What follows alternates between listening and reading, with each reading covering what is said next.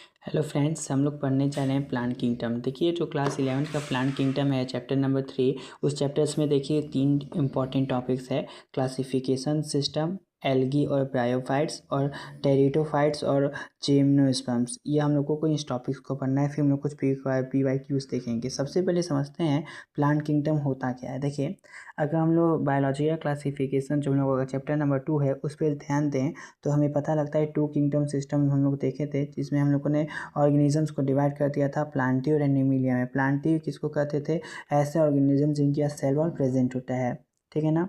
Cell wall present होते हैं उनको हम लोग प्लांटी कहते थे। यानी कि हम लोग ब्लू ग्रीन एल्गी को, जिसको हम लोग साइनोबैक्टीरिया कहते हैं, chrysophytes, dinoflagellates, fungi, algae, bryophytes, pteridophyte, angiosperms, ये जितने भी होते हैं उन सब का सेल वॉल होता था, हम लोग किसको रख देते थे?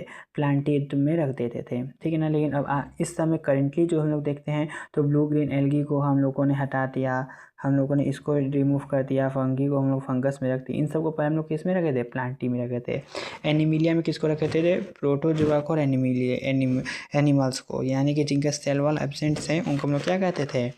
एनिमिलिया कहते थे। देखिए हम लोग अब पढ़ने जा रहे हैं क्लासिफिकेशन ऑफ एंजियोस्पर्म। देखिए इस समय किंगडम प्लांटी में खाली इधर से आते हैं, एल्गी आती है, ब्रायोफाइट्स आता है और हम लोगों का टेरिडोफाइट आता है, एंजियोस्पर्म आता है। आप खुद कॉमन सेंस लगाइए, जो बहुत शुरुआती में होगा वो बहुत सिमिलर होगा, लेकिन जो एंजियोस्पर्म है वो बहुत लास्ट में पढ़ते हैं। और कोई भी ऐसा प्लांट जो फ्रूट, फ्लावर, लीव्स दे उनको हम लोग एंजियोस्पर्म्स कहते हैं, ठीक है ना।